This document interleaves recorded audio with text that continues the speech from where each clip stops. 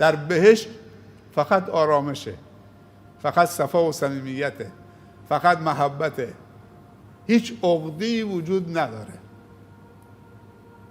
هیچ عوارض منفی وجود نداره. روبروی هم رو تختای از تختای بهشتی نشستن، اتوماتیک میاد بالا میره پایین. و نزعنا ما فی قلوبهم من غل اخوانا علی سرر متقابلین و نزعنا ما فی صدورهم من غل.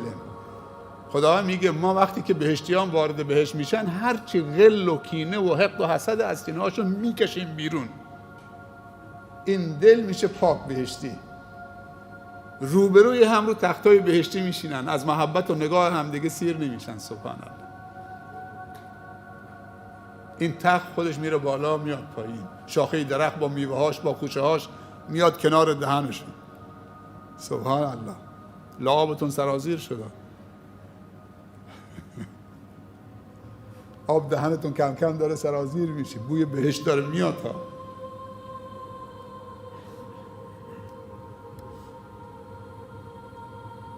اشکال نداره 4 قطره اشکم بریزید برای وقتی این صحبت ها میشه دلتون هوایی بشه، هوای فردوس اعلا بشه.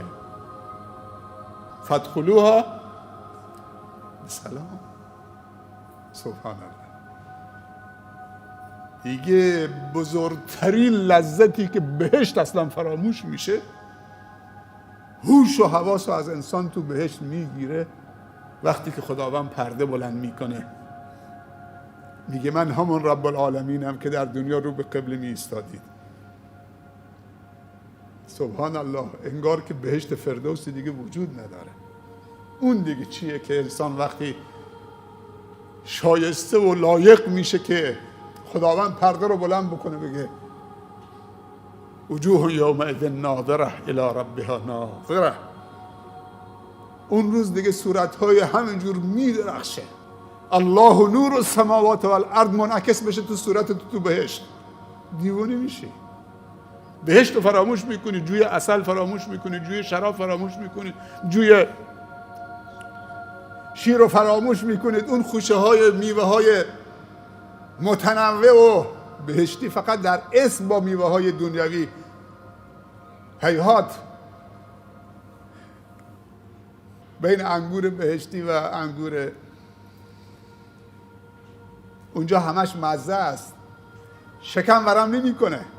تو دهانت که میذارید نعمتهای بهشتی آب میشه، تمام شد، فقط مزه است.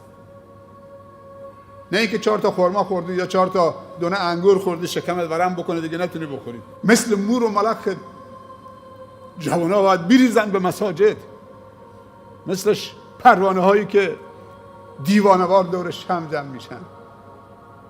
درهای خانه خدا در دنیا بازه. جوانای عزیز در هر گوشه دنیا که هستید صدای منو میشنوید، این صدای یک دوسته، یک برادره که شما رو دوست داره. خواهرم در هر کجا که هستید، خدا مال همه است. شکر خدا بکنید که خدا مال یک قشر خاصی نیست، مال شیخا و آخوندا نیست، فقط خدا مال همه است. خدا مال لاتام هست، همون لات هم بنده خداست، همون بی‌حجاب هم بنده خداست. نباید ناامید بشه.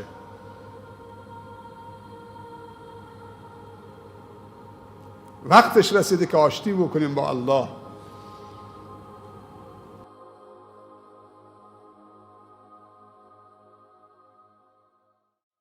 إن أصحاب الجنة اليوم في شغل